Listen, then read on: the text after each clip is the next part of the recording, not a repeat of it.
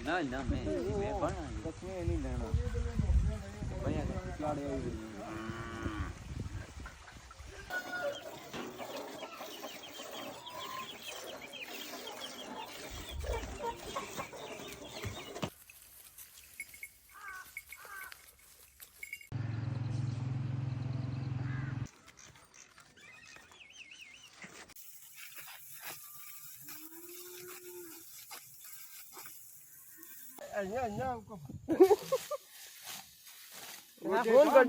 पिछा करो परले ना लग जाई खोती है सियाणी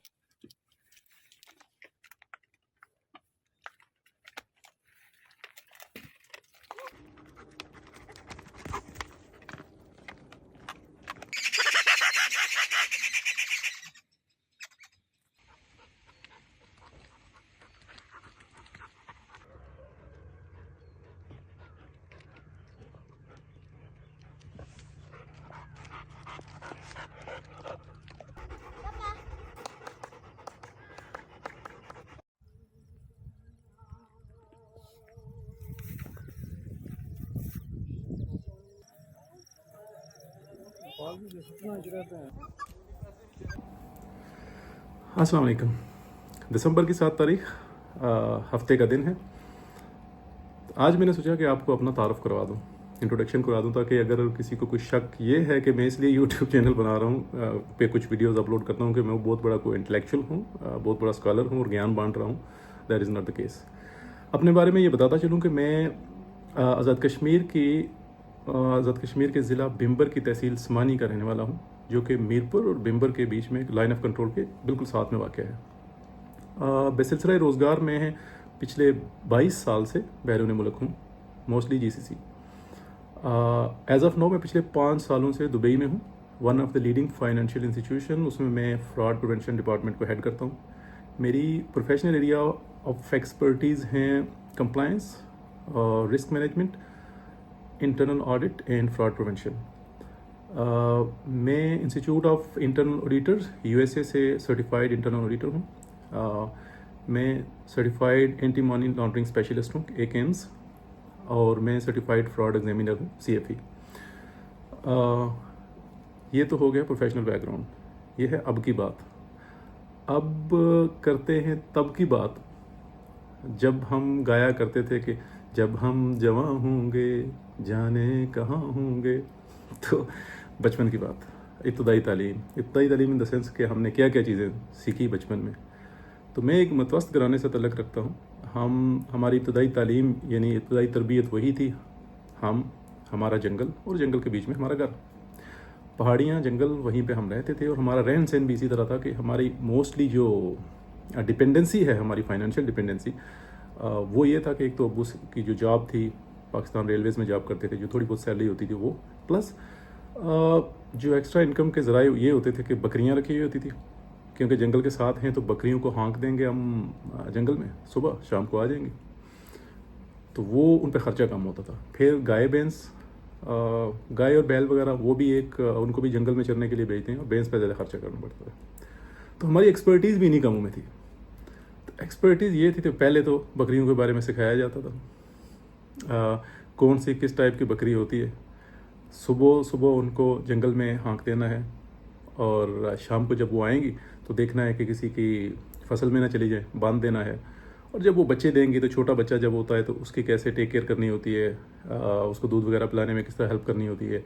जब वो चरने चुगने लगता है तो उसको मुंह पे जो कांटे वांटे लगते हैं ना, तो वो मुंह उभर जाता है, तब उसकी टेक केयर किस तरह की जाती है।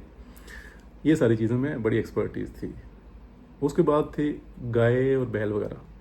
तो गायों को भी हम यही करते थे, सुबह स्कूल जाने से पहले जंगल में जाके उनको हाँक के आ जाएं। अब वो पूरा दिन जंगल में रहती थी, लेकिन कुछ जो गायें हैं ना, वो बड़ी चालाक होती थी। मतलब उनको जब पहाड़ी के ऊपर जाएंगे तो वैली में नज़र आएंगे जब लहलहाते खेत, तो उनका ये दिल रहता था कि खेतों में जाके चला जाए। अब उनको ये भी पता है कि खेतों में जाएंगे तो मतलब रास्ते में मना किया जाएगा। अब वो अंधेरा होने का इंतज़ार करते थे। कुछ जानवर तो शाम होते ही चल के घर आ जाएं, उनको हम बांध दें, दैट्स इट। अब जो कुछ है ना, वो वहीं पहाड़ी के ऊपर दूर खड़े होकर इंतज़ार करें कि अंधेरा हो जाए तो हम फसलों में जाएं। तो हमारी जिम्मेदारी ये होती थी बचपन में ही स्कूल से आके जो काम काज करने हैं करके शाम को अंधेरा होने से पहले जानवरों को लाना है। तो वो ऑल द वे जंगल में जाएंगे, जो कि हमारा काम था स्पीडों में, उनको हाँक के लेके आना है। तो ये ड्यूटी होती थी। उसके बाद जो भैंस है, भैंस पर ज़्यादा खर्चा होता था, मतलब काम भी ज़्यादा करना पड़ता था।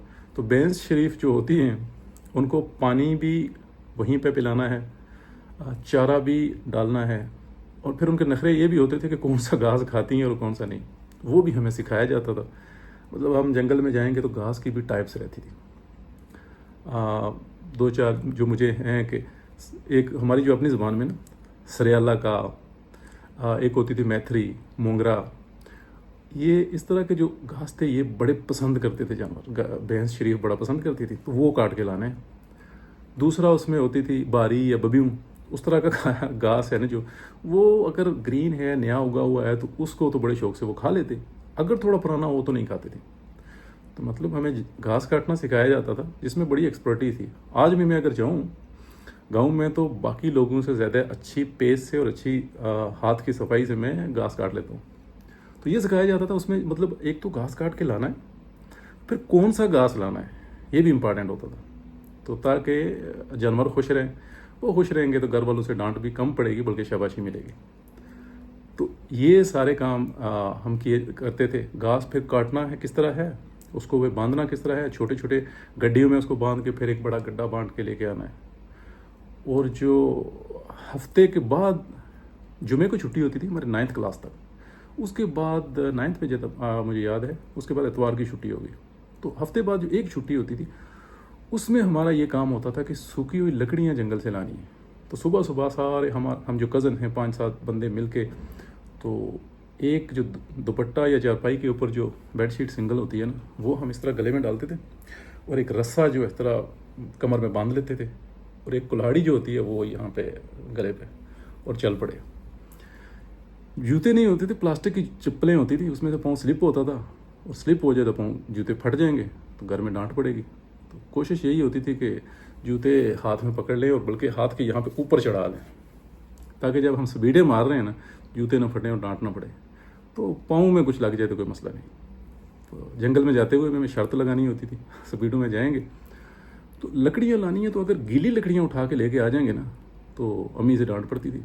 तो हमारी कोशिश ये होती थी सूखी लकड़ियाँ लाएं। अब सूखी हुई लकड़ियाँ, आपको पता है कि हमारे एरिया में चीड़ के दरख्त बहुत ज़्यादा होते हैं। अब चीड़ का दरख्त बहुत ऊंचा होता है। अब वो एक दरख्त पे चढ़ेंगे, उसकी एक शाख कोई सूखी हुई होगी वो काटेंगे, फिर दूसरे पे चढ़ेंगे वो एक काटेंगे, फिर तीसरे पे, कहीं किसी दरख्त पे चढ़े तो 2 मिल गई ना एक ही पे, तो बड़ी है तो बड़ा अच्छा हो गया जी। उनको हम बोलते थे पाखड़े, जो अपनी ज़ुबान में। तो उन पाखड़ों का अगर गड्ढा बना के लाएंगे तो घर वाले बड़े खुश होंगे, एक हफ्ता चल जाता था वो। अगर वो नहीं हुई तो कभी एक तो झाड़ियाँ इस तरह की होती थी जिसको हम अपनी ज़ुबान में बोलते थे कमीला और तावी, तो उसकी लकड़ियाँ काट के वो बना के लेके आते थे। कोशिश ये होती थी कि इतना बड़ा गड्ढा लाया जाए कि नेक्स्ट छुट्टी तक चल जाए। तो वो इतने बड़े गड्ढे बना के कुल्हाड़ी को उसके बीच में ठूंस लेते थे, और जो चादर या कपड़ा लेके गए हुए ना, वो उसको लपेट के सर पे रखना है, और ये लकड़ियों का जो गड्ढा है वो सर पे उठा लेना है, और फिर चल पड़ना है। और फिर रास्ते में अगर दम लेने के लिए कहीं लकड़ियाँ उतारनी है तो वो भी कोशिश होगी कि किसी ऊंचे पत्थर पे रखा जाए ताकि उठाते हुए इजी रहे। तो ये बचपन की लाइफ थी जिसमें काफ़ी एडवेंचर भी होता था, और बहुत सारी डांट भी पड़ जाती थी। कज़न सारे थे तो उसमें काफ़ी शरारतें वगैरह भी चलती रहती थी। हम मस्ती वगैरह भी करते, स्कूल जाते हुए जूते फटे हुए होंगे क्योंकि हमने कोई पत्थर मिल गया, उसको ठुड्डे मारते हुए लेके जाना है स्कूल तक। तो ये सारी चीज़ें रहती थी। स्कूल में भी हमारी स्कूलिंग इस तरह थी कि जो क्लास में मैं तकरीबन फर्स्ट कच्ची या पक्की क्लास से लेके ना 8वीं तक सेकंड या थर्ड आता रहा हूँ, नॉर्मल पास नहीं हुआ, लेकिन कभी फर्स्ट भी नहीं आया। तो ये एक परसेप्शन ये थी, जो उस्ताद हैं वो भी, उस्ताद सारे, और घर वाले भी, कि बच्चा बड़ा लायक है। लेकिन हमें ही पता है लायकी शायकी कोई नहीं थी। डर होता था कि नाना सबक याद किया तो दूसरे दिन ठीक ठाक धुलाई होती थी स्कूल में। आजकल की तरह नहीं, वो डंडा बनाया होता था टीचर ने, वो बस सही। तो उस डर की वजह से रट्टा लगा के ले जाते थे, कोई समझ नहीं कि क्या याद कर रहे हैं कुछ, बस। तो उसी रट्टे के चक्कर में सेकंड या थर्ड आते रहे, तो कंसीडर ये होता था कि बड़े लायक स्टूडेंट हैं। चलती रही ज़िंदगी इसी तरह। और स्टडी का क्या सूरत हाल थी, प्राइवेट स्कूल नहीं हुआ करते थे। 6ठी क्लास में जाके इंग्लिश के अल्फ़ाबेट स्टार्ट होते थे, ABC। मुझे याद है कि 6ठी में जब मैं 6 महीने कुछ हो गए तो एक लीव एप्लीकेशन थी to the head master government middle school Sarsala, sir I am I can not come to school, kindly grant me leave for 2 days, you are obediently so. अब मुझे ये कोई नहीं पता था कि अलग वर्ड क्या होता है। तो दूसरे दिन टीचर ने जो टेस्ट दिया था, ये याद करके लानी है जी, मैं याद करके ले गया। अब 2 से लेकर TO to the head master government middle school Sarsala, you यहाँ से लेके यू आर ओबीडियंटली और अपना नाम, ये मैंने 3 लाइनें लिखी, एक ही वर्ड। यानी मैंने इस तरह रट्टा लगाया हुआ था कि एक एक अल्फ़ाबेट किस फ्रीक्वेंसी में आएगा वो। तो ये तो हमारी हालत थी। जब हम BA में गए, हमारे एक उस्ताद होते थे ताजुद्दीन साहब होते थे, तो वो आए थे, उन्होंने कहा यार, वो पंजाब से आए थे, यार कहाँ पे रहते हो। हमें ये होता है कि जब आप ग्रेजुएशन में हैं तो आपकी पंक्चुएशन, आपकी ग्रामर, आपकी इंग्लिश बहुत अच्छी है, हम आपको सिखाते हैं एक ऐसे एक स्टोरी किस तरह लिखा जाता है, कंसेप्ट देंगे। आपको तो टेंस ही कोई नहीं आते यार, आपको ग्रामर ही नहीं आती। तो वो तब उन्होंने हमें टेंस पढ़ाना शुरू किया, ग्रामर पढ़ाना शुरू किया। तो बहरहाल जैसे कैसे चलता गया। BA का एग्ज़ाम अभी क्लियर नहीं हुआ था, एग्ज़ाम से मार्च में, अप्रैल में एग्ज़ाम होते थे, हमने दाखिले वगैरह भेज दिए। तो तब मेरे जो ताया जान हैं बहरीन में होते थे, उन्होंने एक वीज़ा भेज दिया। तो हम खुशी खुशी पहुंच गए बहरीन, किंगडम ऑफ बहरीन, जो कि सऊदी अरेबिया के साथ एक छोटा सा कंट्री है। तो अंकल बेचारे वहाँ पे एक जॉब करते थे, गवर्नमेंट जॉब थी म्यूनसिपैलिटी में, जो कि गार्डन सेक्शन होती है ना, वहाँ पे। उनको इतना पता नहीं था, तो एजेंट ने कुछ कर दिया फ्रॉड, ठीक ठाक पैसे ले लिए, वीज़ा दिया खाली 7 दिन का। तो उन्हें बताया कि जब लड़का आ जाएगा तो चेंज कर लेंगे। चेंज कोई नहीं हुआ, बहरीन में चले गए और 2 साल तक इलीगल, गैर कानूनी जब रहेंगे तो काम किधर मिलेगा। उन्होंने किसी का मेहनत तरला किया, एक होटल हुआ करता था, होटल में उन्होंने जॉब दिलवा दी। अब जॉब दिलवा दी, जॉब कौन सी, हाउसकीपिंग। होटल सेक्शन में अगर आप जानते हैं तो हाउसकीपिंग सबसे लोएस्ट लेवल की जॉब होती है, और उसमें कुछ सीखने को कुछ नहीं मिलता। और होटल सेक्शन में छुट्टी वगैरह कोई नहीं होती है, 10 घंटे ड्यूटी होती थी, ईद हो, शबरात हो, कुछ भी हो, न्यू ईयर हो, छुट्टी वगैरह कुछ नहीं। सैलरी कितनी, 70 BD, 70 दिनार। उसके साथ उन्होंने एक आध पार्ट टाइम जॉब करने के लिए मुझे कहा कि 10 घंटे वहाँ पे करो, उसके बाद एक आध गार्डन में एक काम करोगे डेली जाके, कुछ फूल शूल जो घर में गार्डन होता है ना, वहाँ पे लोगों ने लगाए होते हैं, आपने पानी शानी देना है, थोड़ी कटिंग वगैरह कभी कभार होती है, वो कर लेनी है, और वो आपको महीने के 20 दिनार देंगे। तो 70 वहाँ से मिलते हैं, कुछ 5-10 ओवर टाइम टिप वगैरह को मिल जाते हैं, और एक पार्ट टाइम होगा 100 दिनार बन जाया करेगा। 1 साल वहाँ पे काम किया बगैर किसी छुट्टी के। बीच में मुझे ना वहाँ पे एक ये कंसेप्ट था कि बांग्लादेशी बंदे होते थे, उन्होंने साइकिल रखी हुई, गाड़ियाँ साफ़ करते थे। तो मैंने एक तो पूछा यार गाड़ी साफ़ करने के कितने पैसे होते हैं। तो उन्होंने कहा भाई महीना पूरा गाड़ी साफ़ करते हैं, डेली 10 दिनार मिलते हैं। तो अगर 10 गाड़ियाँ साफ़ करें 100 दिनार हो गया। मैंने भी तरीका थोड़ा सीखा किस तरह करना है, तो उसकी भी पूरी एक टेक्निक है गाड़ी साफ़ करने की, मतलब गाड़ी यहाँ बस नहीं, कारें वगैरह।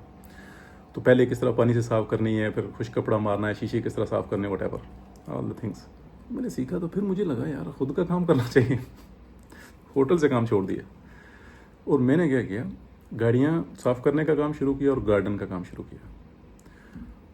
और फिर ये था कि गार्डनर मैं तकरीबन अपने वहाँ पे जो बहरीन में जितने लोग थे, एक बेस्ट गार्डनर कह सकते हैं। और गाड़ियाँ साफ़ करने का मैंने देखा कि मेरे कंपटीटर कौन से हैं और मैं किस तरह सर्वाइव कर सकता हूँ। स्किल तो कुछ थी नहीं, अब सरकारी स्कूल में BA तक पढ़ के जाता कुछ नहीं आता था, कंप्यूटर का हमें पता नहीं होता था कि है क्या। तो मैंने देखा कि कंपटीटर मेरे ये हैं, 10 दिनार लेते हैं। तो मैंने गाड़ी साफ़ करना सीखी, एक साइकिल ली, साइकिल पे एक बाल्टी थी, बाल्टी पे वो सर्टन एक कपड़े होते हैं, एक चमड़े का कपड़ा भी होता है, शेम लेदर बोलते हैं, उससे शाइनिंग वगैरह ठीक आ जाती है। और मैंने क्या किया, वो लोग अगर 10 दिनार लेते हैं ना पर मंथ, तो मैंने 8 में भी साफ़ करना शुरू कर दिया, मुझे काम मिलना शुरू हो गए। फिर मैंने क्या किया, मैंने कहा भाई मैं 5 दिनार में भी करूँगा, बट डेली साफ़ नहीं करूँगा, हफ्ते में 3 दिन कर लिया करूँगा, तो 12 दिन होंगे, 5 दिनार में भी कर लूँगा।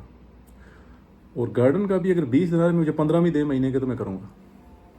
और वहाँ पे फिर इसलिए कर लेते थे, कटिंग वगैरह अलग से चार्ज कर ले। 2 साल मैंने काम किया, 2 या 1.5 साल, हाँ, जहाँ पे खाली ये पार्ट टाइम ही थे। कुछ 10, 12, 15 गाड़ियाँ मैं साफ़ करता था डेली की, कुछ गार्डन के 2-4, तो महीने के मैं 200-250 दिनार बना लेता था। तब ऐसे चलता गया। फिर उसके बाद मुझे एक इंस्टीट्यूट में काम मिला, एक था कैपिटल इंस्टीट्यूट, जहाँ पे जो बच्चों को भी, एडल्ट्स को भी पढ़ाया जाता था। शाम को होती थी वहाँ पे, 2 बिल्डिंग्स थी उनकी, तो वहाँ पे मुझे काम मिला कौन सा, ऑफिस बॉय का। ऑफिस बॉय भी मैं इस टाइप का ऑफिस बॉय था कि सुबह के टाइम मैंने सब सफाई सुथराई करनी है, दोनों बिल्डिंग्स की। शाम के टाइम कपड़े पूरे चेंज करके सूट, मतलब शर्ट वर्ट पैंट एकदम चकास। और वहाँ पे फिर मैंने जितने क्लासरूम हैं उनकी लाइब्रेरी में ये बुक्स स्टोर था, सब बुक्स का पता होगा, हर सेक्शन में कौन सी बुक किसको देनी है, कौन से टीचर को क्या, जो डाटा शो या प्रोजेक्टर होता है वो कहाँ पे लगाना है, बाद में चीज़ों को संभाल के रखना है, चाय वगैरह बना के देनी है। और सब वहाँ के स्टाफ के साथ भी मेरी तल्लक वास्ता बड़ा अच्छा था। जो ऑनर था, ऑनर के साथ भी मैं उसके घर के काम तक जाके कर देता था। 100 दिनार देते थे और उसमें मैं दुनिया जहान के काम, तो बड़े खुश थे। एनीवे, छोड़ के मैं वीज़ा शीज़ा जब ख़त्म था, वट एवर रीजन्स हुई, मैं पाकिस्तान आ गया। तो वापस उन्होंने मुझे अप्रोच किया, तो बुला लिया। तो वहाँ पे मैं क्या करता था, इंस्टीट्यूट था तो वहाँ पे कंप्यूटर की क्लासें होती थी। सुबह के टाइम 8 से लेके 12 बजे तक मेरी शिफ्ट होती थी, और 4 से लेके 8 तक, 4 से 8 तक बहुत बिजी स्टूडेंट्स वहाँ रहेंगे, मुझे उनकी देखभाल करनी है। सुबह मुझे 8 से 12 तक सफाई करनी है, और 12 से 4 के बीच में मैं पार्ट टाइम किया करता था गाड़ियाँ साफ़ करने का। और सुबह 8 बजे आने से पहले भी 5 गाड़ियाँ मैं साफ़ करके आता था। तो वहाँ मैंने क्या किया, 8 से 12 तक जो सफाई करनी है ना, उस काम को मैंने 8 से 10 तक 2 घंटे में ख़त्म करना है। और रहते जो 2 घंटे ना, वो क्लास में जाके वो जो बुक्स पढ़ी हुई हैं वहाँ वो ओपन करके कंप्यूटर की स्क्रीन ओपन करनी है, तो मैंने सीखना है थोड़ा बहुत। और फिर मैंने बॉस को रिक्वेस्ट की, मैंने कहा यार मुझे क्लास में बैठने दिया करो शाम को, एक क्लास में। तो तुम्हें क्या आता है यार? मैंने कहा बस बैठने दो, अरबिक स्टूडेंट थे सारे। पहले कोर्स में वर्ड का एक था, और दूसरा टाइपिंग का था। 1 महीने का कोर्स था, वहाँ मैं बैठता रहा सारे काम करने के बीच में, और क्लास में बैठा हुआ बीच में किसी ने आ गया, वहाँ पे आके कचरा आ गया, भाई साफ़ करो, तो स्टूडेंट सब उठ के भाग गए। जिस दिन उन्होंने टेस्ट लिया तो मैं, जो 12 बंदों की क्लास थी उसमें टॉपर था।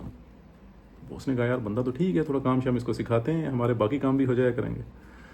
सो वो सब करते करते थोड़ा बहुत मुझे कंप्यूटर की बेसिक चीज़ों का पता चल गया। वर्ड, एक्सेल, पावर पॉइंट की बेसिक्स जो हैं वो आइडिया हो गया, टाइपिंग अच्छी होगी, ये चीज़ें मुझे आ गई। और थोड़ी लैंग्वेज का भी मेरा जो बैरियर था वो ख़त्म हो गया, आता ही नहीं था कुछ वहाँ पे जाके थोड़ा 2 साल में। तब फिर मैंने क्या किया कि एक एक्सचेंज कंपनी थी, one of the leading exchange company, वहाँ पे कैशियर की जॉब के लिए अप्लाई किया। कैशियर बन गए तो खुद पे थोड़ा सा बड़ा एक जिस तरह गर्व और फख्र महसूस होता है जब आप बड़े, उन्होंने टाई वगैरह दी हुई होती थी, पैंट शर्ट टाई पहन के जब बैठे हुए हैं, वो बाहर लोगों को गाड़ियाँ साफ़ करते देखें तो फिर होता था यार काफ़ी इम्प्रूव कर लिया। दिन वहाँ से चेंज, मुझे मेरी शिफ्टिंग हुई एयरपोर्ट में, बहरीन इंटरनेशनल एयरपोर्ट। मैंने कुछ 3 साल काम किया, 4 साल वहाँ पे। तो एक कम्प्लीमेंट मेरे उसका था, एरिया मैनेजर का था कि you are the backbone of our airport branch. Most busiest branch थी हमारी, और मैं टॉप ट्रांजैक्शन मेकर तकरीबन होता था उसमें। तो उसके बाद मेरी प्रमोशन हो गया, असिस्टेंट ब्रांच मैनेजर बन गया, फिर ब्रांच मैनेजर। उसके बाद बैक ऑफिस में इंटरनल ऑडिट में एक वैकेंसी आई, तो अप्लाई किया था वहाँ पे एज ए इंटरनल ऑडिटर। चले गए, सर्टिफिकेशन तो कुछ थी नहीं, लेकिन ये है कि एंड यूज़र का जो काम है ना, वो हमें बड़ा आता था। तो वहाँ पे एक अच्छा नाम बन गया, मैंने तकरीबन इतना अर्सा काम किया। लेकिन उसके बाद मुझे एक अपॉर्चुनिटी मिली हांगकांग के लिए। मैंने वहाँ पे अप्लाई किया, एक बंदा जानने वाला था, उसके थ्रू उसके साथ मैंने काम किया हुआ था। मैं मलेशिया वगैरह में भी ऑडिट के लिए जाता था, तो उन्हें था कि यार बंदा बड़ा कॉम्पिटेंट है, इसको बुलाते हैं। तो उन्होंने जॉब ऑफ़र वगैरह दी, मैंने यहाँ से रिज़ाइन कर दिया, चला गया। अब वहाँ पे जब वीज़े के लिए अप्लाई किया, मेरे पास तो ग्रेजुएशन भी नहीं है, तो उस बंदे को तो पता नहीं था। अब क्या हुआ, मैं यहाँ से लगी हुई जॉब छोड़ के चला गया पाकिस्तान, और वहाँ पे जाके वीज़ा नहीं हुआ, बिकॉज बेसिक सर्टिफिकेशन भी नहीं है, कुछ क्वालिफिकेशन नहीं थी। तो तब मुझे लगा कि यार गलती तो नहीं है किसी की भी, लेकिन मैंने बहुत सारा टाइम ज़ाया किया है, and this is the challenge और opportunity for me to do something. तब मैंने वहाँ पे जाके ग्रेजुएशन कंप्लीट किया। 3rd ईयर और 4th ईयर का मैंने एग्ज़ाम 3 महीनों में स्टडी की और एग्ज़ाम दिया। और एग्ज़ाम देने के लिए गए तो दाढ़ी वाड़ी में से बड़ी हुई, सर टकला हुआ है, बैठे हुए हैं, तो शुरू पहले दिन ना, बड़े उससे बाद ज़्यादा स्कूलिंग शुरू हुई कॉलेज में, बाकी सारे छोटे छोटे स्टूडेंट हैं, लड़कियां भी हैं लड़के भी हैं, लाइन में बैठे हुए हैं। टीचर आ गए तो आके उन्होंने कहा भाई खड़े हो जाओ, नाम क्या है बताया, उन्होंने चेक करना शुरू कर दिया। इस उम्र में और देखने में ढक्कन दिख रहा है, उसने मतलब कुछ नकल शक्ल ही करेगा, सब कुछ तलाशी ली, फिर बैठ गए, पेपर दिए, एग्ज़ाम शुरू हो गया। फिर एक टीचर आए, उन्होंने कहा भाई सबको देख के खड़े हो जाओ, खड़े हो गए, फिर चेकिंग शुरू कर दी। तीसरी दफ़ा फिर आए, उन्होंने कहा भाई सुपरटेंडेंट साहब आने वाले हैं और किसी के पास कुछ नकल वगैरह है तो दे दो। मैं सबने कुछ ना कुछ नहीं है। फिर मुझे उन्होंने कहा खड़े हो जाओ। मैंने कहा सर रिक्वेस्ट एक ये है, मैं तकरीबन 18 साल बाद पेन को हाथ लगा रहा हूँ, क्योंकि टाइपिंग वगैरह ही होती थी, तो मुझसे वैसे ही टाइम में कंप्लीट नहीं हो पाएगा, तो आप एक मेहरबानी करें, मुझे वो स्टेज पे कुर्सी रख दें, मैं वहाँ पे बैठ लेता हूँ, और जो जैकेट वगैरह उतार देते हैं, जो चेक करना है एक दफ़ा कर लें। चौथी दफ़ा है, बहरहाल वो मैंने दिया, 60% अबव मार्क लेके मैं वहाँ से पास हो गया। उसके बाद मैंने कहा जो मैंने टाइम ज़ाया किया हुआ है ना, उसको मैं अब वैसा नहीं करूँगा। वापस दुबई आया, एक कंपनी में मुझे जॉब हुई, काम करते हुए मैंने कंप्लायंस की जो एक अच्छी सर्टिफिकेशन है केम्स, वो किया, फर्स्ट अटेम्प्ट में मेरा निकल गया। उसके बाद CIA की स्टडी में मुझे इंटरनल ऑडिट में एक्सपीरियंस भी था, और मुझे उसमें इंटरेस्ट भी काफ़ी थी। तो CIA का मैं 3 पार्ट होते हैं, वो तीनों मैंने वो क्लियर किए, जो कि CIA एक अच्छी सर्टिफिकेशन है इंटरनल ऑडिट में। और उसके बाद मुझे, बिकॉज़ जहाँ पे मैं जॉब कर रहा था और फ्रॉड प्रिवेंशन में और स्पेशली इन्वेस्टिगेशन में मुझे लगता है कि मेरी एक्सपर्टी है, और यहाँ पे एज अ नाउ भी मार्केट में जो चंद एक अच्छे फ्रॉड एग्जामिनर आप कह सकते हैं, आई वुड से कि मैं उनमें से एक कंसीडर हो सकता हूँ। नंबर ऑफ़ केसेस जो मैंने कैरियर में इन्वेस्टिगेट किए हैं, आज तक कुछ बैकफायर किसी ने नहीं किया, प्रूवन केसेस। तो उस हिसाब से फिर मैंने क्या किया, एक CFE का है, 4 एग्ज़ाम होते हैं, CFE मैंने किया। तो अब मैं फिर CRA में कर रहा हूँ। मेरा प्लान ये है कि नेक्स्ट 2 वीक में मेरी स्टडी कंप्लीट हो जाएगी, और before end of this year मैं कंप्लीट करूँगा, क्योंकि अभी मेरा टारगेट ये होता है कि एवरी ईयर एक आध सर्टिफिकेशन आपने एक्वायर करनी है, क्योंकि आपकी स्किल सेट इम्प्रूव होती रहे तो ही आप मार्केट में सर्वाइव कर पाएंगे। तो उसकी मैं स्टडी कर रहा हूँ, तैयारी चल रही है। तो इंशाल्लाह अभी दुआ करें, और उम्मीद है कि फर्स्ट अटैम्प्ट में निकल जाएगा, क्योंकि एक एग्ज़ाम होता है। तो ये था एक थोड़ा सा ग्लैंस। उसमें डिटेल में तो एक एक चीज़ की डिटेल में जाना शुरू हो जाएंगे तो बहुत सारी चीज़ें हैं, काफ़ी इंटरेस्टिंग भी हैं, किसी दिन करेंगे तबसरा।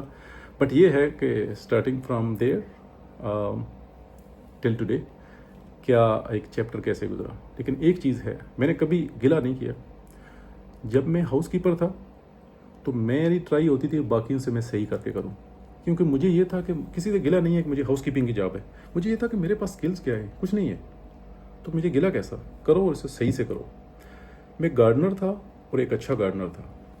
जब मैं गाड़ियाँ साफ करता था, कार क्लीनर, आधी कीमत पे बेटर परफॉर्मेंस, और तब भी ये होता था कि काम मुझे ज़्यादा मिलता था। मैंने कभी गिला नहीं किया, बल्कि मैं ये होता था कि किस तरह मैं एक चीज़ को अच्छे से और जल्दी से कर सकता हूँ।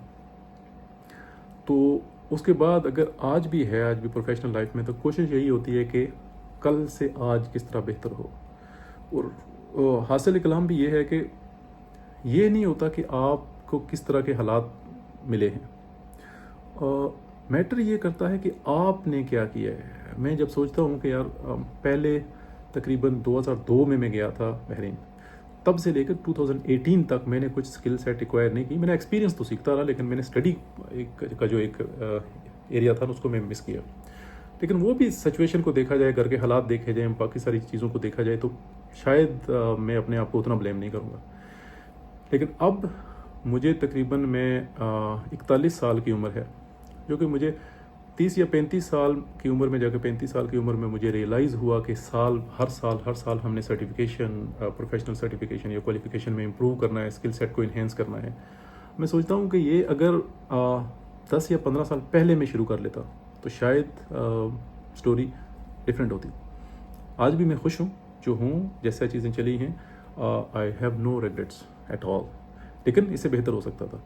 कहने का मतलब भी यही है कि आज अगर कोई बंदा इस स्टोरी को सुन रहा है जो कि 20 से 25 साल की उम्र का है, तो कहने का मतलब ये है कि उनको भी 40 साल की उम्र में जाके अगर ये चीज़ें रियलाइज़ हों ख़ुद के एक्सपीरियंस से, तो मेरे एक्सपीरियंस से वो ये सीख सकते हैं कि यार इस चीज़ को जो एक है ना स्किल सेट इन्हेंस करने को, ये सर्टिफिकेशंस को, प्रोफेशनल सर्टिफिकेशंस, उस पर काम अगर आज शुरू कर देंगे तो आपका सफ़र आसान भी हो जाएगा और उसके जो फ्रूट्स भी हैं ज़्यादा होंगे। तो ये थी एक शॉर्ट सी स्टोरी। वीडियो बहुत लंबी हो गई है मुझे पता है, बट आई थिंक ये ज़रूरी थी चीज़ें डिस्कस करना, शेयर करना, और ख़ुद के चैप्टर को डिस्कस करना अपने लिए भी बड़ा इंटरेस्टिंग पॉइंट होता है, इंटरेस्टिंग सब्जेक्ट होता है। एनीवे आज के लिए इतना ही। दुआओं में याद रखिएगा, अपना बहुत सारा ख्याल रखें। मिलते हैं अगली वीडियो में। Thank you.